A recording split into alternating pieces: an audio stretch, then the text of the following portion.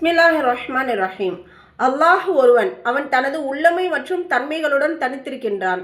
அல்லாஹ்வின் உள்ளமை மற்றும் தன்மைகளைப் போல் வேறு யாருக்கும் இல்லை.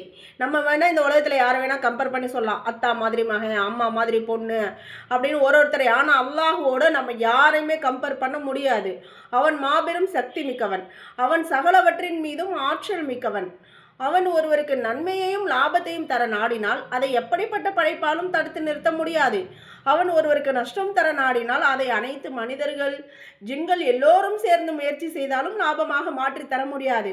குரானிலே கூறப்பட்டுள்ளது, அப்படி அல்லாஹ் உங்களுக்கு ஏதாவது சிரமத்தை கொடுத்து விட்டால் அதை அவனை தவிர வேறு யாரும் மாற்றி அமைக்க முடியாது.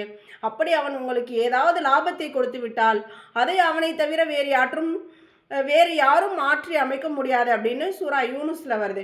அப்போ நான் இவங்களால தான் என்னோட தொழில் நஷ்டமாயிருச்சு, இவங்களால தான் நான் இந்த நிலைமைக்கு போயிட்டேன், இவங்களால தான் என் வாழ்க்கையே போயிடுச்சு அப்படிலாம் நம்ம யாரையும் சொல்ல முடியாது. அல்லாஹ் அவங்கள ஒரு காரணமாக என்ன செஞ்சிருப்பான், ஆக்கியிருப்பான். இவங்களால இந்த தீங்கு நடக்கணும், இவங்களால நமக்கு இந்த கெடுதி நடக்கணும் அப்படின்றது அவங்க ஒரு காரணி தான். நாட்டம் யாருடையதுன்னா அல்லாஹுடையது. அல்லாஹு தாலாவிற்கு ஒரு காரியத்தை செய்ய பொருட்களோ உதவியாளர்களோ தேவையில்லை.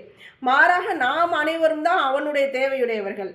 அவனே தேவைகளை நிறைவேற்றுகிறான், அவனே துஆக்களை செவியுறுகிறான், அவனே பாவங்களை மன்னிக்கிறான்.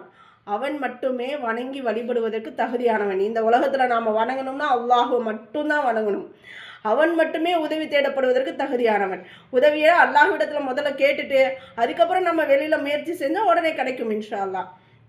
அவன் கண்ணியமும் மேன்மையும் மிக்கவன். சுருங்க சொன்னால் அல்லாஹு தாலா எவ்வாறு தமது உள்ளமையில் தனித்தவனாக இருக்கின்றானோ அவ்வாறே தமது தன்மைகளிலும் தனித்திருக்கின்றான். அவனுக்கு இணை யாருமே இல்லை. திருக்குரானில் உள்ளது, அல்லாஹுவை போல் எதுவும் இல்லை அப்படின்னு சொல்லிட்டு சூரா அப்படில இருக்குது, சூரா ஷுராவில் இருக்குது. சரிங்களா? இன்ஷா அல்லாஹ்.